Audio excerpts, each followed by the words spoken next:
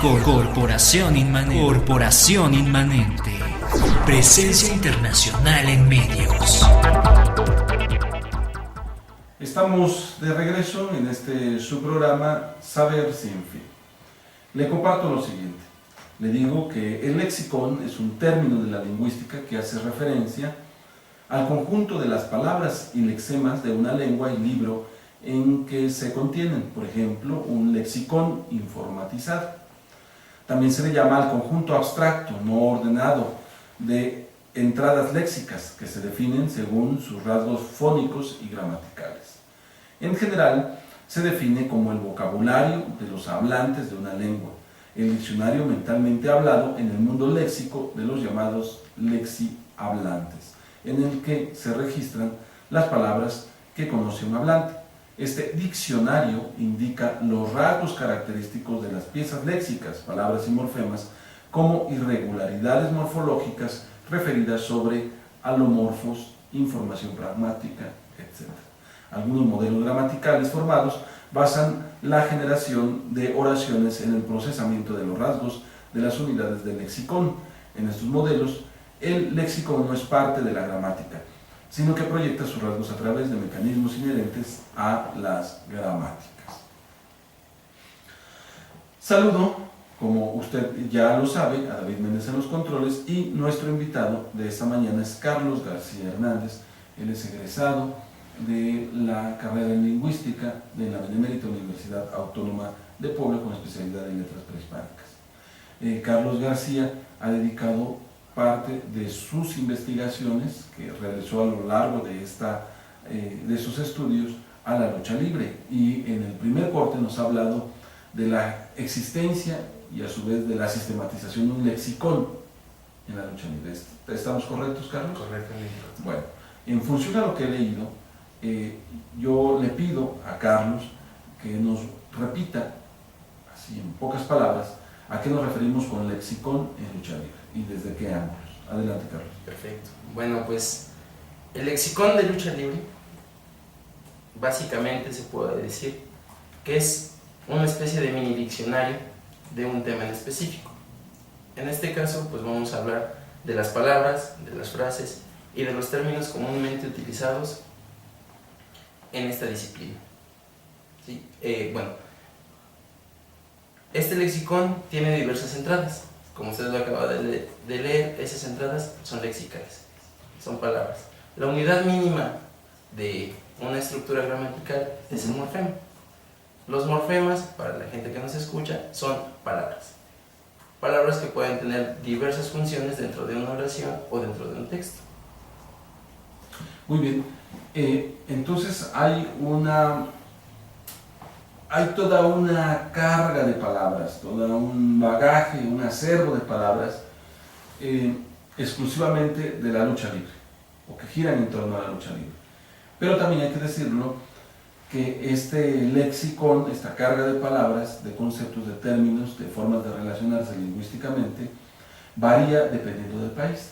Háblanos un poco. La lucha libre no es exclusiva de México, no es exclusiva de Estados Unidos, tiene presencia en varios países. Empecemos por ahí. Ok.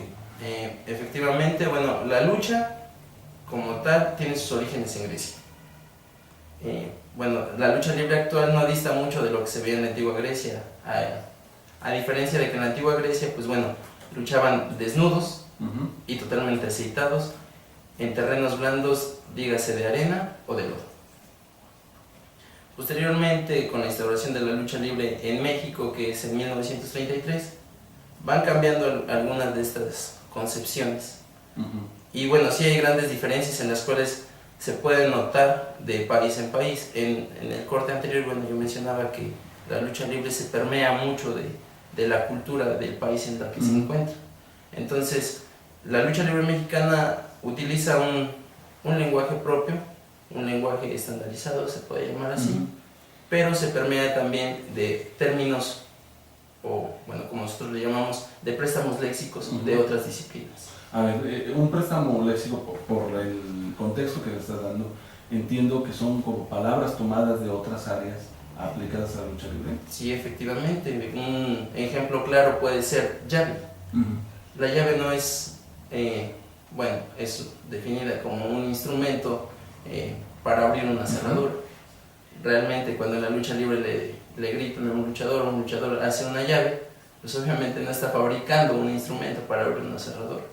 Si se refiere más a determinada posición que realiza con el cuerpo propio y con el cuerpo de su rival, Efectivamente. para inmovilizarlo, para llevarlo al punto en el cual se rinda, que este es otro término, ¿no? Rendirse es manifestar que está inmovilizado, agotado o severamente lesionado y que entonces ya quiere terminar la pelea. En resumen, rendirse es basta, quiero terminar la confrontación. Efectivamente. Oye, entonces, por ejemplo, si yo digo máscara, en México, en la lucha libre, por ejemplo, no sé, costarricense o colombiana o en Estados Unidos, van a entender otra cosa. ¿Cómo se les entiende en otras partes del mundo a la máscara, es decir, a la prenda con la cual los luchadores cubren su rostro?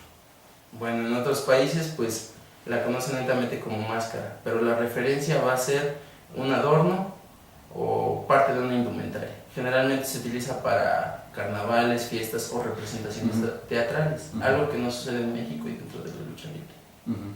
Así es, bueno, la máscara en la lucha libre mexicana representa el valor más grande, el prestigio de mantener tu incógnita, tu segunda identidad, que también sería en otras entradas lexicales, ¿no? Porque aquí la máscara dentro de la lucha libre se conoce como tapa, como segunda identidad, como incógnita, ¿no? ¿Pero en qué país se le conoce tapa? ¿En qué país? Como tapa, simplemente en México. Ah, ¿por qué? Porque pues, literalmente te está tapando el rostro, no sabes quién está detrás de la máscara, ¿no? Igual y podría estar el doctor Abel Pérez Rojas y pues ni siquiera lo sabríamos. Entonces por eso se arraiga mucho el nombre de tapa. Es importante decirte que creo yo que esto del lenguaje, de algunas prácticas que se llevan a cabo en torno a la lucha libre, más el conocimiento histórico, la convivencia y demás, le va convirtiendo en una especie de alfabetización, diría yo, en este proceso de aprender a leer en el lenguaje técnico de la lucha libre, de aprender a vivir en las reglas y sobre todo en las prácticas como aficionado que están en torno a la lucha libre. En ese sentido, yo te pregunto, Carlos, el bagaje lingüístico en torno a la lucha libre se va transformando cotidianamente, o sea, sí va cambiando, es vivo, o se ha llegado a un punto en el cual se creó una carga de palabras y esas son las mismas que se vienen usando. Bueno, históricamente sí, como todo, pues el lenguaje va evolucionando. En este caso hay términos, hay palabras que sí caen en el estándar y bueno, se van manteniendo a través del tiempo, pero bueno, con la influencia de los medios de comunicación, de una globalización, también con la invasión del mercado americano de la lucha libre, pues se va permeando poco a poco de nuevas palabras, de nuevos términos, pero sí hay palabras que se mantienen, ¿no? Por ejemplo, ring, desde que se conoce como ring se ha mantenido. Obviamente en México, pues bueno, se conoce con otros nombres, como cuadrilátero, rumbo de batalla. Pancracio se refiere más a la lucha libre, a la disciplina como tal. Pero el ring, estoy hablando no del instrumento, sí del instrumento donde se lleva a cabo la lucha. Bueno, la locación. Efectivamente.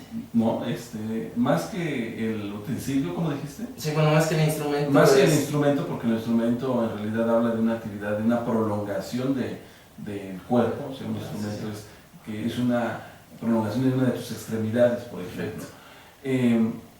Creo yo que el ring es la locación interna en la cual se efectúa la batalla, ¿no? Algo así como el kumite, ¿no? Para que tengamos esta referencia. Oye, Carlos, ¿cómo esta serie de investigaciones, de vincularte con la lucha libre ha cambiado tu vida y tu forma de hablar? Híjole, pues yo creo que bastante.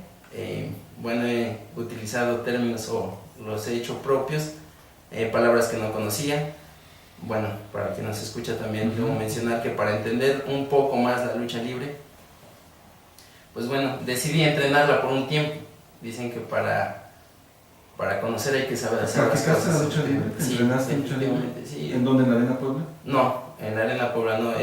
Realmente es un poco complicado o difícil entrar a los entrenamientos porque, bueno, es una élite diferente, ¿no?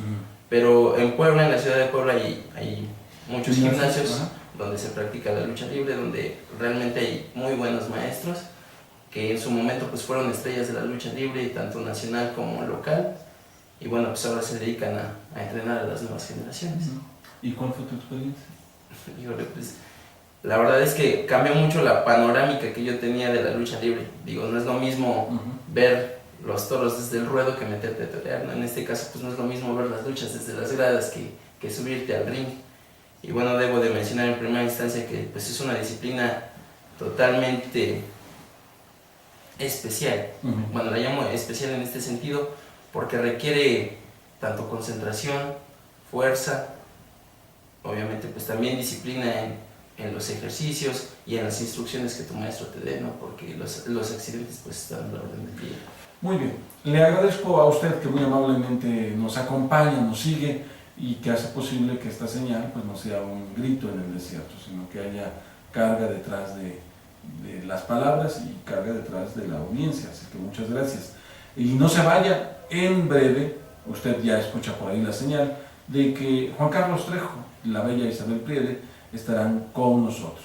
Isabel en una semana que se ha tomado y que la próxima estará incorporándose con nosotros, pero Juan Carlos con una serie de programas muy interesantes que nos permiten conocer a Puebla y los poblanos. Nos despedimos recordándoles que el que ama cuando muere es solamente para evolucionar. A don David Méndez, muchas gracias. Siga usted en esta señal. Hasta entonces. Corporación Inmanente. Presencia internacional en medios.